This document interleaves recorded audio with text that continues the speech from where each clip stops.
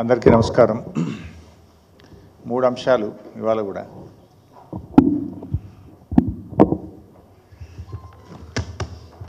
Last అంశం political ఉంటుంది, మూడు కూడా రాష్ట్ర ప్రయోజనాలే.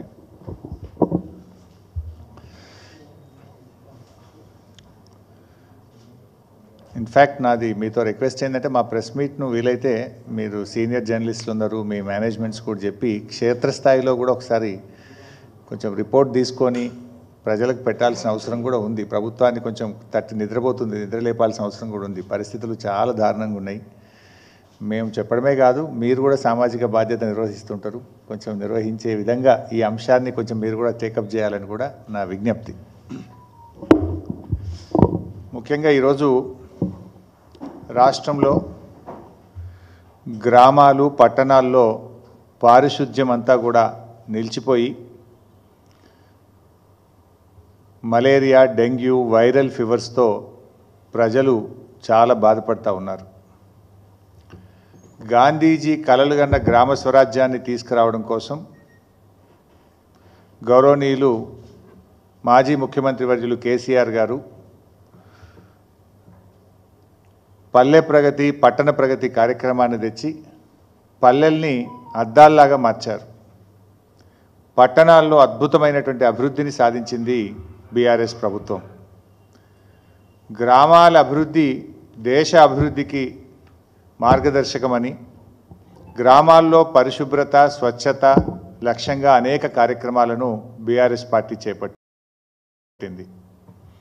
పల్లె ప్రగతి, పట్టణ ప్రగతిలో భాగంగా ప్రతి సంవత్సరం కూడా 2 టైమ్స్ డ్రైవ్ చేసేవాళ్ళం. ఒకటి వర్షాకాలం ప్రారంభంలో జూన్లో స్పెషల్ డ్రైవ్ ఉండేది, తర్వాత మార్చ్ నెలలో ఒక డ్రైవ్ చేసేవాళ్ళం, ఫిబ్రవరి మార్చ్లో ఒక డ్రైవ్ చేసేవాళ్ళం. దాంతో గ్రామాల్లో చాలా అద్భుతమైనటువంటి ప్రోగ్రెస్ వచ్చింది. ముఖ్యంగా గ్రామాల్లో మీరు చూస్తే avenue plantation, nursery, dump yard, పిచ్చి మొక్కల తొలగింపు, వైకుంఠధామాల నిర్మాణము, వెజ్ నాన్ వెజ్ మార్కెట్ల నిర్మాణము, ఇట్లా చాలా చక్కగా గ్రామాలను మేము మా ప్రభుత్వ హయాంలో అభివృద్ధి చేశాం. కానీ 7 నెలల కాంగ్రెస్ పాలనలో పారిశుద్ధ్యం పడకేసింది. పట్టించుకోవాల్సినటువంటి ప్రభుత్వం ఇవాళ మొద్దు నిద్రపోతూ ఉంది. 7 నెలల్లో గ్రామ పంచాయతీలకు కాంగ్రెస్ ప్రభుత్వం వచ్చిన తర్వాత 7 పైసలు కూడా విడుదల చేయలేదు. నాట్ ఈవెన్ ఏ సింగిల్ పై. ఈ ప్రభుత్వం వచ్చిన 7 నెలల్లో గ్రామ పంచాయతీలకు నయా పైసా కూడా విడుదల చేయలేదు. ఆ రోజు కేసీఆర్ గారు ప్రభుత్వం ఉన్నప్పుడు పల్లె ప్రగతి కింద టంచన్ల ఎట్లయితే ఉద్యోగస్తులకు జీతాలు పడ్డాయో ప్రతి పల్లెకు కూడా జనాభా ప్రాతిపదికన నిధులు ఇచ్చాం, పట్టణాలకు నిధులు ఇచ్చాం. ప్రతి నెల పల్లె ప్రగతి, పట్టణ ప్రగతి కింద గ్రామ పంచాయతీలకు, మున్సిపాలిటీకు బీఆర్ఎస్ ప్రభుత్వం నిధులు ఇచ్చేది. కానీ కాంగ్రెస్ ప్రభుత్వం వచ్చిన తర్వాత 7 నెలల్లో పల్లెలకు కానీ పట్టణాలకు కానీ ₹1 కూడా విడుదల చేయనటువంటి పరిస్థితి ఏర్పడ్డది. ఆ రోజు బీఆర్ఎస్ ప్రభుత్వ హయాంలో తెలంగాణ పల్లెలు దేశానికి ఆదర్శంగా నిలిచాయి. మనం ఈ దేశంలో ఎక్కడ లేని విధంగా చిన్న కుగ్రామమైనా సరే ప్రతి గ్రామ పంచాయతీకి కూడా ట్రాక్టరు, ట్యాంకరు, ట్రాలీ, వైకుంఠధామము, నర్సరీ, డంప్ యార్డు, పల్లె ప్రకృతి వనము, ఇట్లా ప్రతి గ్రామ పంచాయతీకి ఏర్పాటు చేసి దేశానికి ఆదర్శంగా తెలంగాణ పల్లెల్ని నిలిపారు కేసీఆర్ గారు. ఈరోజు ఏమైంది? స్థానిక సంస్థల కాలం, సర్పంచుల పదవి కాలం ముగిసింది. ఇప్పటికీ ఎలక్షన్లు పెట్టే పరిస్థితి లేదు. ఎల్లుండి 4వ తేదీ వాళ్ళు ఎంపీటీసీలు, ఎంపీపీలు, జెడ్పీటీసీల కాలపరిమితి కూడా, జిల్లా పరిషత్ల కాలపరిమితి ముగుస్తూ ఉంది. దానికి ఎన్నికలు పెట్టే ఆలోచనలో లేదు ప్రభుత్వం. ఇట్లా మరి వెంటనే ఎన్నికలు పెట్టాలి, గ్రామ పంచాయతీలకు, మున్సిపాలిటీలకు నిధులు విడుదల చేసి పారిశుద్ధ్య నిర్వహణను మెరుగుపరచాలని చెప్పి మేము ప్రభుత్వాన్ని డిమాండ్ చేస్తూ ఉన్నాం. ఆ రోజు బీఆర్ఎస్ ప్రభుత్వం వచ్చినాడు మొత్తం తెలంగాణ రాష్ట్రంలో కేవలం 87 ట్రాక్టర్లు మాత్రమే ఉండేవి. గ్రామాల్లో చెత్త సేకరణకు 87 ట్రాక్టర్లు మాత్రమే ఉండేవి. కానీ ఈరోజు 12,769 గ్రామాలకు 12,769 ట్రాక్టర్లను సమకూర్చి చరిత్ర సృష్టించింది బీఆర్ఎస్ ప్రభుత్వం. అసలు గ్రామ పంచాయతీలకు ఈ దేశంలో అవార్డులు ఇస్తే తెలంగాణ పల్లెలు లేకుండా అవార్డులే లేవు. గ్రామ పంచాయతీల కేంద్ర ప్రభుత్వం ప్రతి సంవత్సరం అవార్డులు డిక్లేర్ చేస్తే ఉత్తమ పల్లెలంటే తెలంగాణ పల్లెలు, ఉత్తమ మండలాలంటే తెలంగాణ మండలాలు, ఉత్తమ జిల్లాలు అంటే తెలంగాణ జిల్లాలు ఉండేవి. అట్లా 19 దీన్ దయాల్ ఉపాధ్యాయ పురస్కారాలు కానీ, సంసద్ ఆదర్శ్ గ్రామ యోజనల్లో 20 గ్రామాల్లో చూస్తే 11 గ్రామాలు తెలంగాణ పల్లెలే ఉండేవి. ఈ రకంగా ఎన్నో అద్భుతమైనటువంటి అవార్డులను తెలంగాణ సొంతం చేసుకున్నదంటే గతంలో బీఆర్ఎస్ ప్రభుత్వం చేసినటువంటి కృషి. కానీ ఇలా కాంగ్రెస్ పాలనలో గ్రామ పంచాయతీలు కూనరిల్లుతా ఉన్నాయి. అస్తవ్యస్తమైనటువంటి పాలనతో పల్లెలు కన్నీరు పెట్టే పరిస్థితి ఏర్పడ్డది. 7 నెలల్లో తిరిగి ఇలా మురికి కూపాలుగా మార్చే దిశగా పోతా ఉన్నాయి పల్లెలు. ట్రాక్టర్లు నడిపేందుకు డీజిల్కు డబ్బులు లేవు. అక్కడ పెట్రోల్ బంకుల్లో ఉద్దెర పోస్తలేరు డీజిల్. 4 నెలలు 5 నెలలు ఉద్దెర పోసి ఉద్దెర కూడా బంద్ చేసిండ్రు. పెట్రోల్ పంపులలో ఉద్దెర బంద్ చేస్తే డీజిల్కు డబ్బులు లేక ట్రాక్టర్లు మూలకు పడ్డాయి. ఇది ఇవాళ ఈ పరిస్థితి. ఈ ప్రభుత్వం ఉన్న ట్రాక్టర్లను కూడా నడిపించలేకపోతున్నారు. కొన్ని చోట్ల పాపం పంచాయతీ సెక్రటరీలు అప్పులు చేసి ట్రాక్టర్లో డీజిల్ పోయిస్తూ ఉన్నారు. నిన్న నేను నా నియోజకవర్గానికి వెళ్ళాను. నా నియోజకవర్గానికి వెళ్తే నేనేమి వేగ్గా పొలిటికల్గా మాట్లాడతలేను. స్పష్టంగా అధికారులతో మాట్లాడి క్షేత్రంలో పరిశీలన జరిపి మాట్లాడుతూ ఉన్నా. ఉదాహరణకు సిద్దిపేట జిల్లా చిన్నకోడూరు మండలం అనంతసాగర్ గ్రామం. ఈ అనంతసాగర్ గ్రామంలో పంచాయత్ సెక్రటరీగా ఒక అమ్మాయి రాజవ్వ అని పనిచేస్తూ ఉంది. పరిస్థితి ఎంత ఘోరంగా ఉందంటే ఒక చిన్న ఉదాహరణ చెప్తా. ఆ ట్రాక్టర్కి ఏమైంది, ప్రతి 3 నెలలకు రోడ్ ట్యాక్స్ కట్టాలి, 3 నెలలకు 6 నెలలకు రోడ్ ట్యాక్స్ కట్టాలి, ఇన్సూరెన్స్ కట్టాలి సంవత్సరానికి ఒకసారి. సో గ్రామ పంచాయతీలకు 7 నెలల నుంచి రూపాయి వస్తలేదు, రోడ్ ట్యాక్స్ కట్టలేదు, ఇన్సూరెన్స్లు కట్టలేదు. ఆ ట్రాక్టర్ రోడ్డు మీద పోయింది. చెత్త సేకరించుకొని పోతుంటే ఆర్టీఓ డిపార్ట్మెంట్ వాళ్ళు ట్రాక్టర్ను పట్టుకొని దీనికి రోడ్ ట్యాక్స్ కట్టలేదని సీజ్ చేసిండ్రు. అరే ఇది గ్రామ పంచాయతీ ట్రాక్టరు, గవర్నమెంట్ ట్రాక్టర్ అంటే కూడా నథింగ్ డూయింగ్, రోడ్ ట్యాక్స్ కట్టలేదని ఆర్టీఓ ఆఫీస్ వాళ్ళు సీజ్ చేసి దాన్ని పోలీస్ స్టేషన్లో పెట్టిండ్రు. ఈ పంచాయతీ సెక్రటరీ పోయి కాళ్ళ వెళ్ళబడ్డా బతిన్లాడినా 16,000 ఫైన్ రాశాం, ఫైన్ కడితే తప్ప ట్రాక్టర్ ఇవ్వమన్నారు. గ్రామ పంచాయతీలో రూపాయి లేదు. ఆ పంచాయతీ సెక్రటరీ తన జీతం డబ్బుల్లో నుంచి సొంత డబ్బులు పెట్టి 16,000 ఆర్టీఓ డిపార్ట్మెంట్కు ఫైన్ కట్టి ట్రాక్టర్ తెచ్చుకున్నది. ఇగో ఇది కాంగ్రెస్ పాలన. ఇప్పుడు ఆ పంచాయత్ సెక్రటరీ ఇప్పటికీ 30,000 రూపాయలు సొంత డబ్బులు పెట్టింది, 16,000 ట్రాక్టర్ ఫైన్ కట్టింది, బుగ్గలు పోతే కరెంటు బుగ్గలు కొనుక్కొచ్చేసింది, డీజిల్కు డబ్బులు లేకపోతే సొంత జీతం డబ్బుల్లో నుంచి డీజిల్ పోయించింది. ఇది పరిస్థితి. ఏంటమ్మా అంటే ఛార్జ్ మెమోలు ఇస్తున్నారు సార్, కేసులు పెడతామని బెదిరిస్తున్నారు సార్, అందుకోసం భయపడి మేము సొంత డబ్బులు జీతం డబ్బుల్లో నుంచి ఈరోజు మేము డీజిల్లు పోయిస్తున్నాం, బుగ్గలు పోతే బుగ్గలు తెచ్చేస్తున్నాం, పైపులు పగిలితే అతికిస్తున్నాం అని మాట్లాడుతున్న పరిస్థితి. అట్లా ఒక ఊరు కాదు, పెదకోడూరు గ్రామం రాజు అని పంచాయత్ సెక్రటరీ ఉన్నాడు. ఏంది బాబు అని అడిగితే ఇప్పటికీ 70,000 రూపాయలు నా సొంత డబ్బులు గ్రామ పంచాయతీకి నేను ఖర్చు పెట్టాను, 7 నెలలుగా సఫాయి కార్మికులకు జీతాలు లేవు, వాళ్ళు ఎంత బతిన్లాడినా పని చేయట్లేదు, నెల రోజుల నుంచి గ్రామంలో చెత్త ఎత్తడం బంద్ చేసినాం, ఎక్కడి చెత్త అక్కడే పేరుకుపోయింది గ్రామాల్లో, ఏం చేయాలి సార్, 7 నెలలైంది జీతం లేక, ఇక నేను కూడా 70,000 పెట్టి దమ్ముకొచ్చిన, ఇక నాకు పెట్టే పరిస్థితి లేదు, వాళ్ళు పని చేస్తలేరు, డీజిల్కు వాళ్ళు ఉద్దర పోస్తలేరు, ట్రాక్టర్ మూలకు పడ్డది అని చెప్పిన పరిస్థితి. అట్లనే గంగాపూర్ గ్రామం రమేష్ అనే పంచాయత్ సెక్రటరీతో మాట్లాడితే 75,000 రూపాయలు నేను జేబుల్లో నుంచి పెట్టినా సార్, 3 నెలల నుంచి పారిశుద్ధ్య కార్మికులకు జీతాలు లేవు, 4 నెలలుగా ట్రాక్టర్ డీజిల్ నేనే పోయించిన సొంతం, ఇక ఇప్పుడు నాతో కూడా దమ్ముకు వచ్చింది సార్ అంటున్నాడు. కరెంటు బిల్లులు కట్టలేవు, గ్రామ పంచాయతీలు విద్యుత్ శాఖకు బిల్లులు కట్టలేరు.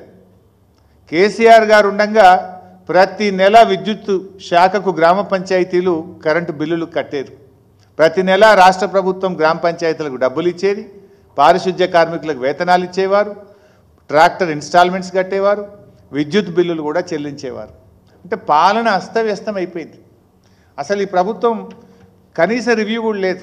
ఇట్లా నేను చెప్పుకుంటూ పోతే చాలా ఎగ్జాంపుల్స్ ఉన్నాయి, ఒకరు కాదు అనేక గ్రామాలతో నిన్న నేను రివ్యూ చేశాను. మైలారం గ్రామం విజయ్ కుమార్ పంచాయత్ సెక్రటరీ 40,000 రూపాయలు పెట్టాడు. జూన్ వరకు మేమేదో మేనేజ్ చేసినాం కానీ ఇప్పుడు మేనేజ్ చేసే పరిస్థితి లేదు సార్ అని చెప్తున్నాడు. మేడిపల్లి గ్రామంలో పారిశుధ్య కార్మికులకు 5 నెలల జీతాలు పెండింగ్ ఉన్నాయి. నెల రోజుల నుంచి చెత్త ఎత్తడం మానేసినారు వాళ్ళు. ఇట్లా పల్లెలు ఇలా వర్షాకాలం స్టార్ట్ అయింది. అట్లా కస్తూరుపల్లి 50,000 పంచాయత్ సెక్రటరీ సొంతంగా పెట్టినాడు. ఇట్లా ఏ గ్రామం తీసుకున్నా ఇదే పరిస్థితి. అన్ని ఉదాహరణలు కూడా ఉన్నాయి. అంటే రాష్ట్రం మొత్తం కూడా పంచాయతీల్లో డబ్బులు లేక చెత్త ఎక్కడికక్కడ పేరుకుపోయింది. ఈ వర్షాకాలంలో మలేరియా, డెంగ్యూ, వైరల్ ఫీవర్స్ వస్తాయి. అసలు స్పెషల్ డ్రైవ్ చేయాలి. స్పెషల్ డ్రైవ్ కాదు కదా, ఉన్న చెత్త ఎత్తుడు బంద్ చేసిండ్రు. ఈ ప్రభుత్వం ఏమో గొప్పలు చెప్తుంది, మేము ప్రతి నెల 1వ తారీఖే జీతాలు ఇస్తున్నాం, మాది ప్రజాప్రభుత్వం. మీ ప్రజాప్రభుత్వంలో పారిశుధ్య కార్మికులకు స్థానం లేదా? మీ ప్రజాప్రభుత్వంలో పారిశుధ్య కార్మికులకు 1వ తారీఖు నాడు వేతనాలు ఇవ్వరా? 7 నెలలు జీతాలు ఇవ్వకపోతే ఆ పారిశుధ్య కార్మికుల ఇల్లు ఎట్లా గడవాలి అని నేను అడుగుతా ఉన్నా ఈ ప్రభుత్వాన్ని. రేపు పల్లెల్లో అంటురోగాలు వచ్చి ఏదైనా జరగరాంది జరిగితే దానికి ఎవరు బాధ్యత వహించాలి అని నేను ప్రభుత్వాన్ని అడుగుతా ఉన్నా. కనీసం ఇది కూడా మీకు స్పందన లేకపోతే ఎట్లా? మీరు 7 నెలల్లో మీకు కనీసం టైం దొరకలేదా? పల్లెల పరిస్థితి రివ్యూ చేయవస్తలేదా? అధికారులు ఉన్నారు కదా. మరి గతంలో వర్షాకాలం ముందు స్పెషల్ డ్రైవ్ అయింది, ఇప్పుడు ఎందుకు చేస్తలేరు? పల్లెలు ఎట్లా నడవాలనుకుంటున్నారు మీరు? చివరికి సర్పంచులు పోయి గవర్నర్కు మొరబెట్టుకునే పరిస్థితి తెచ్చినారు. మేము పనిచేసి రూపాయి బిల్లులు రావట్లేదు, మాకు 7 నెలలు అయిపోయింది, అప్పుల పాలైనమని రాష్ట్ర గవర్నర్ గారి దగ్గరికి సర్పంచులు వెళ్ళి మొరబెట్టుకొని కళ్ళ నీళ్లు పెట్టుకునే పరిస్థితి తెచ్చారు మీరు. ఎటుపోయింది ప్రభుత్వం? ఎందుకు పని చేయలేకపోతున్నారు మీరు? ఇలా వేతనాలు అందకపోవడంతో ధర్నాలు చేస్తున్నారు పారిశుధ్య కార్మికులు. ప్రతి చోట ధర్నాలు చేస్తున్నారు, కలెక్టర్లకు మెమోరాండాలు ఇస్తున్నారు, స్థానిక ఎమ్మెల్యేలను కలుస్తూ ఉన్నారు, అయినా కూడా పొందడం లేదు. ఇప్పుడు వాస్తవానికి వర్షాకాలం వస్తే ఏముంటుంది? ఫాగింగ్ చేయాలి, దోమలు అరికట్టడానికి ఫాగింగ్ చేయాలి. పెరిగిన గడ్డిని మీద స్ప్రే చేయడానికి గడ్డి మందు కొనుక్కొచ్చి స్ప్రే చేయాల్సి ఉంటుంది. బ్లీచింగ్ పౌడర్, కొత్త నీళ్ళు వస్తాయి కనుక బ్లీచింగ్ పౌడర్ కలపాల్సి ఉంటుంది. ఇలా గ్రామ పంచాయతీలో డబ్బులు లేక బ్లీచింగ్ పౌడర్ లేదు, ఫాగింగ్ లేదు, గడ్డి మందు లేదు, ట్రాక్టర్ల డీజిల్కు పైసలు లేవు, సఫాయి కార్మికులకు జీతాలు లేవు. మొత్తం అస్తవ్యస్తమైపోయినటువంటి పరిస్థితి. అంటే ప్రజాపాలన అంటే పల్లెలు ప్రజాపాలనలో భాగం కాదా? పల్లెల్లో పారిశుధ్య నిర్వహణ ప్రభుత్వం బాధ్యత కాదా? ఏమైంది? మీ ఇంటెలిజెన్స్ ఏమవుతుంది? మీ నెట్వర్క్ ఏమైంది? ఎందుకు ఈ పల్లెల్ని ఇట్లా నిర్వీర్యం చేస్తూ ఉన్నారు? ఎందుకు ప్రజల్ని ఈ గ్రామ పంచాయతీలో పాలనను గాలికి వదిలేసినారని చెప్పి నేను అడుగుతా ఉన్నా.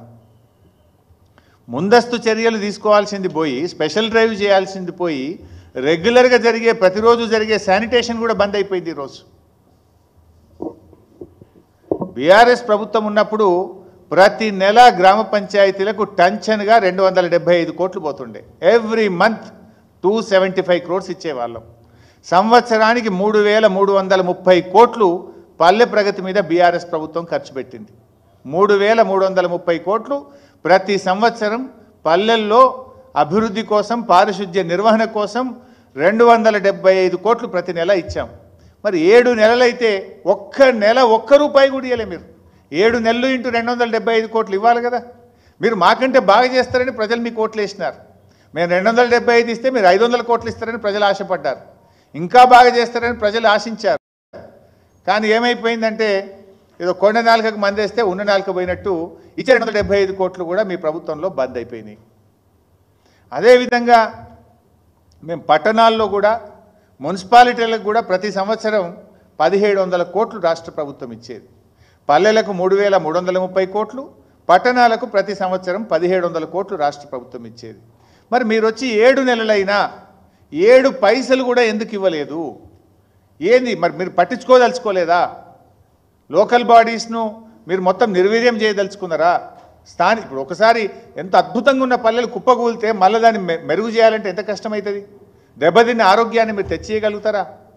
ప్రజలకు రేపు ఏదైనా గ్రామంలో diarrhoea, malaria, dengue, viral fevers ప్రబులితే దానికి బాధ్యులు ఎవరు అని నేను అడుగుతా ఉన్నా.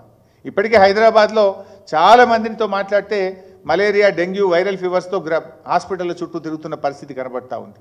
ప్రభుత్వం నుంచి అసలు చలనమే లేదు, ముందస్తు బాధ్యతనే లేదు.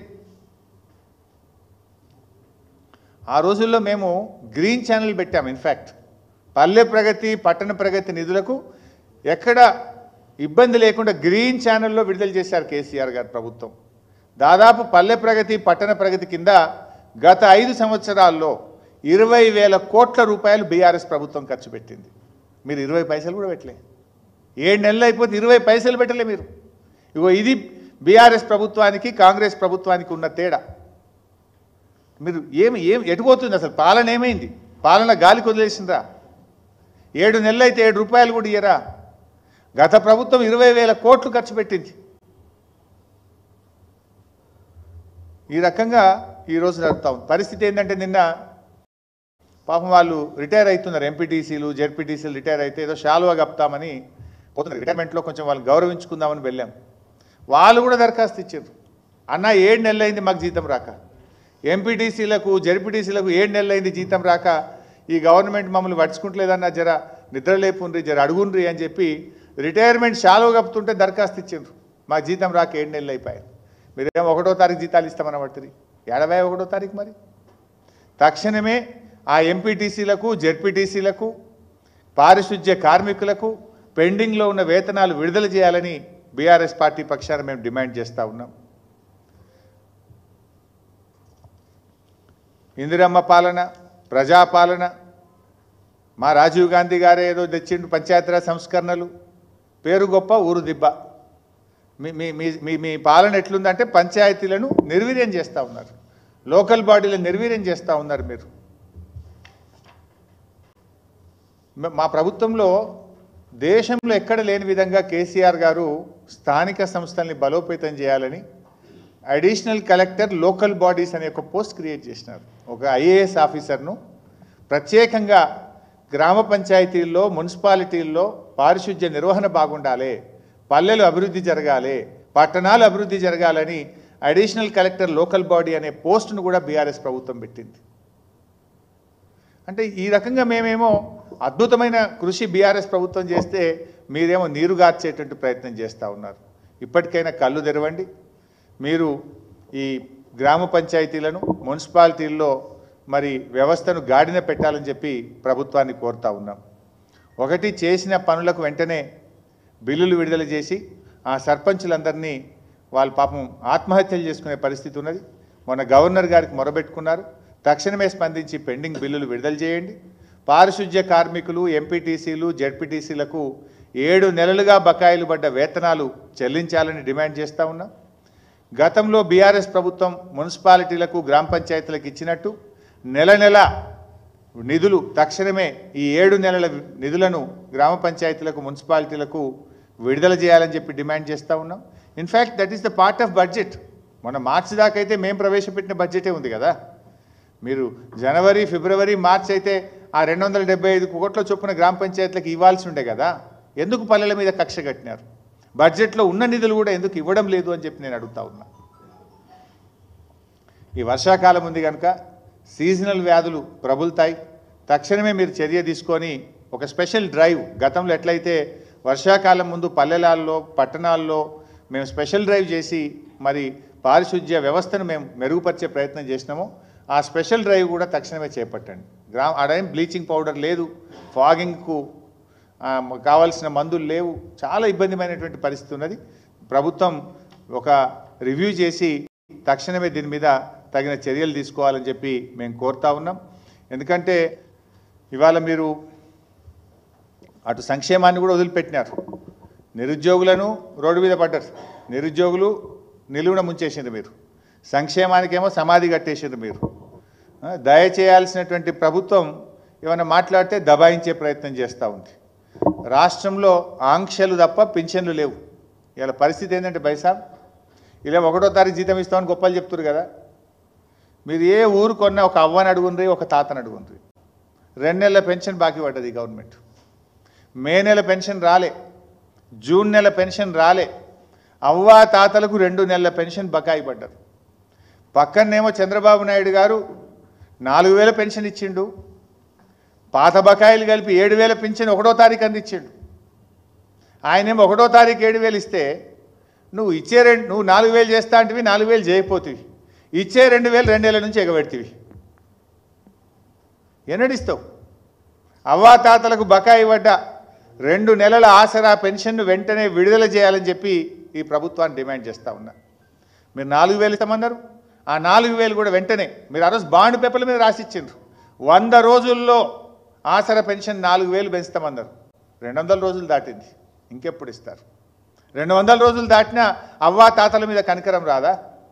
తక్షణమే 4000కు పెన్షన్ పెంచాలని, బకాయి పడ్డ 2 నెలల అవ్వా తాతల ఆసరా పెన్షన్దారులందరికీ పెన్షన్ బకాయిలు విడుదల చేయాలని చెప్పి కూడా ఈ ప్రభుత్వాన్ని మేము డిమాండ్ చేస్తూ ఉన్నాం.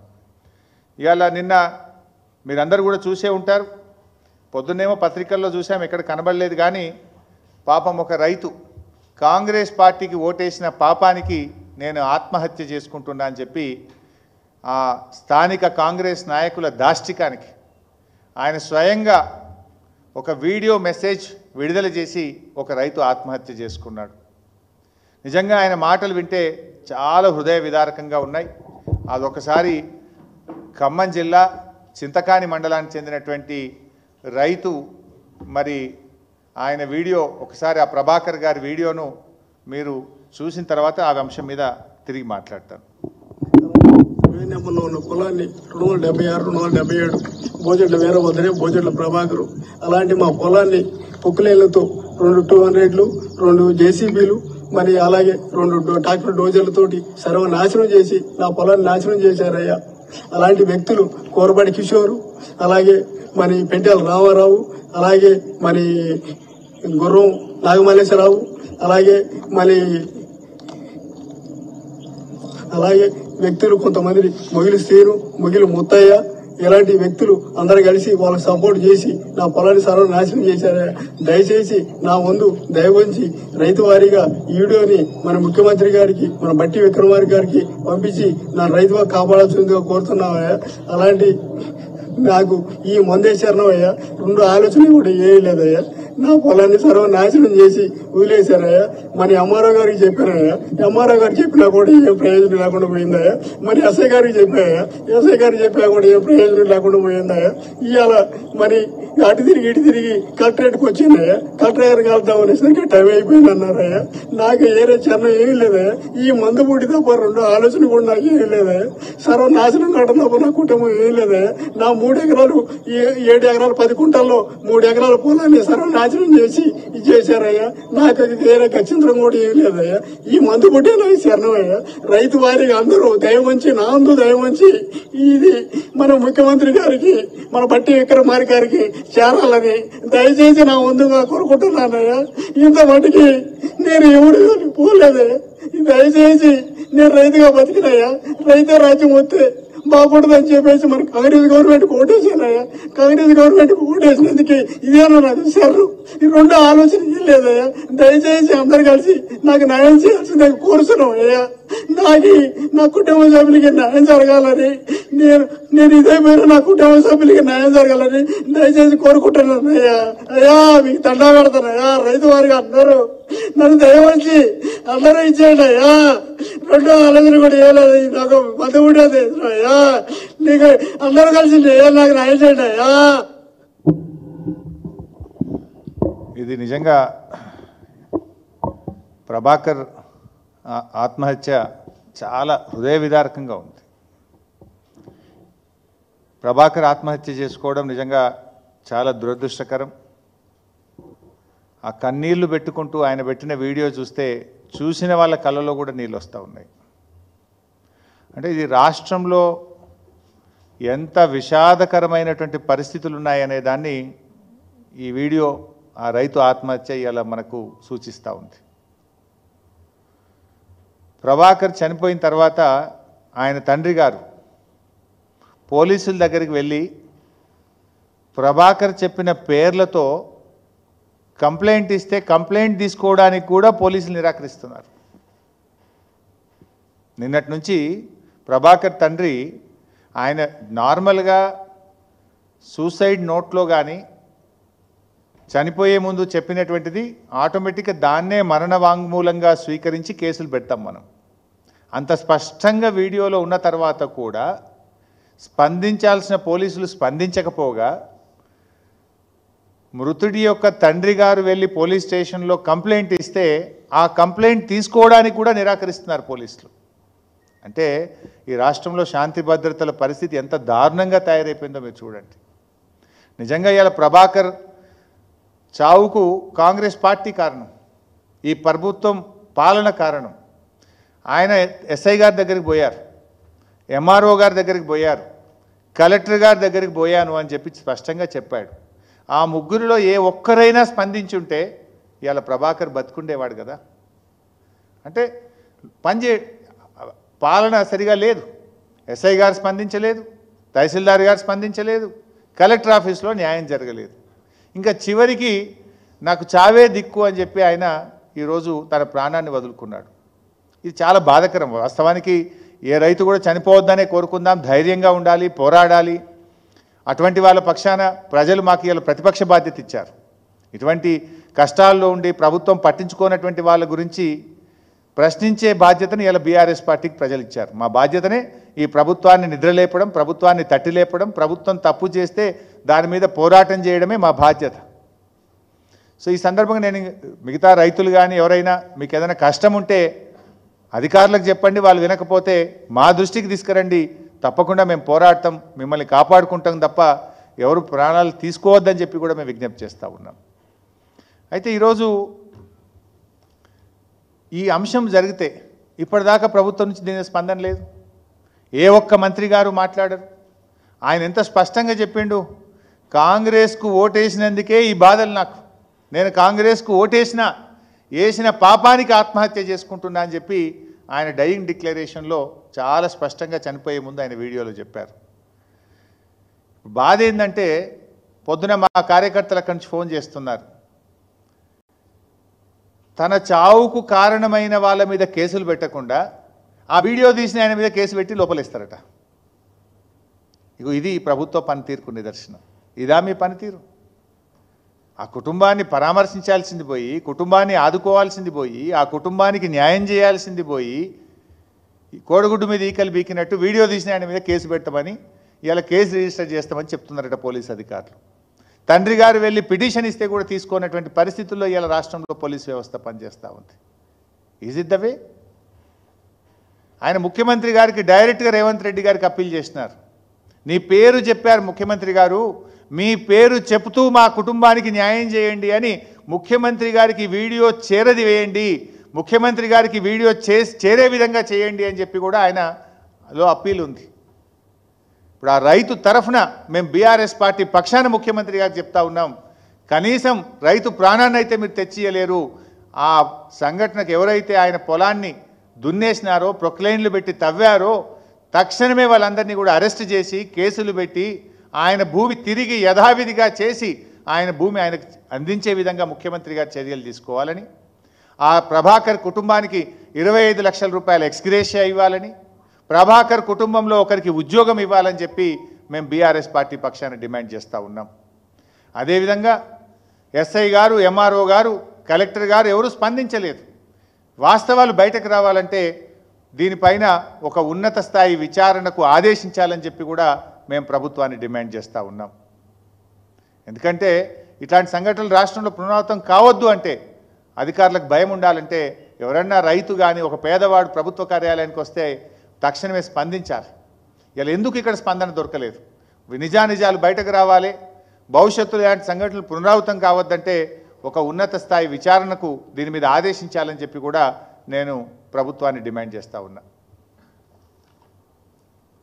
అదేవిధంగా ఈ సంఘటనకు బాధ్యులైన వాళ్ళు ఎవరైనా, ఎంతటి వారైనా, ఏ పార్టీ వారైనా సరే నిష్పాక్షికమైన దర్యాప్తు జరపాల్సిందే. వాళ్ళందరి మీద కఠినమైనటువంటి చర్యలు తీసుకోవాలని చెప్పి కూడా మేము ప్రభుత్వాన్ని డిమాండ్ చేస్తూ ఉన్నాం. లాస్ట్ ఇష్యూ 2 అయినాయి బైసప్, కానీ మరి ఒకే రోజు ఎక్కువైతున్నాయి, కానీ అన్నీ ఇంపార్టెంటే. దయచేసి న్యాయం చేయాలని కోరుతా ఉన్నా. ఆంధ్రప్రదేశ్ ముఖ్యమంత్రి గారు చంద్రబాబు నాయుడు గారు రాష్ట్ర విభజన సమస్యల మీద చర్చించడానికి మన ముఖ్యమంత్రి గారికి లేఖ రాసినట్టుగా పత్రికల్లో చూసాం. సంతోషం. ఏదైనా చర్చల ద్వారా సమస్యలు పరిష్కరించుకోవాలి. అయితే మన రాష్ట్రానికి సంబంధించిన అతి ముఖ్యమైన సమస్య, రాష్ట్రం ఏర్పడిన తొలినాళ్లలోనే 7 మండలాలను లోయర్ సీలేరు పవర్ ప్రాజెక్టును ఆ రోజు అన్యాయంగా ఆంధ్రప్రదేశ్లో కలిపారు. రాష్ట్రం ఎంతగానో నష్టపోయింది. ఆ రోజు ముఖ్యమంత్రిగా పదవీ బాధ్యతలు చేపట్టబోయే కొద్ది రోజుల ముందే, కొద్ది గంటల ముందు కేసీఆర్ గారు తీవ్రంగా దీని మీద స్పందించారు. తెలంగాణ బంద్కు పిలుపునిచ్చాం. పార్లమెంట్లో కూడా ఈ బిల్లు పట్ల తీవ్రమైన నిరసనను తెలిపి అడ్డుకునేటువంటి ప్రయత్నం చేసింది బీఆర్ఎస్ పార్టీ. కానీ బిల్లును ప్రవేశపెట్టింది బీజేపీ, బిల్లుకు మద్దతు ఇచ్చింది కాంగ్రెస్ పార్టీ. మరి రేవంత్ రెడ్డి గారు ఈ విషయం మీద చొరవ చూపాలి. ఎందుకంటే ఈరోజు మీ గురువుగారు అనద్దన్నాడు కదా, ఈయన సహచరుడు, సారీ, మీ సహచరుడు ఈరోజు ఆంధ్రప్రదేశ్ ముఖ్యమంత్రిగా ఉన్నారు. వారు ముఖ్యమంత్రియే కాదు, దేశంలో ఉండే ఎన్డీఏ ప్రభుత్వం ఆయన మీద ఆధారపడి ఉంది. ఎన్డీఏ ప్రభుత్వం, బీజేపీ ప్రభుత్వం ఆయన మీద ఆధారపడి ఉంది.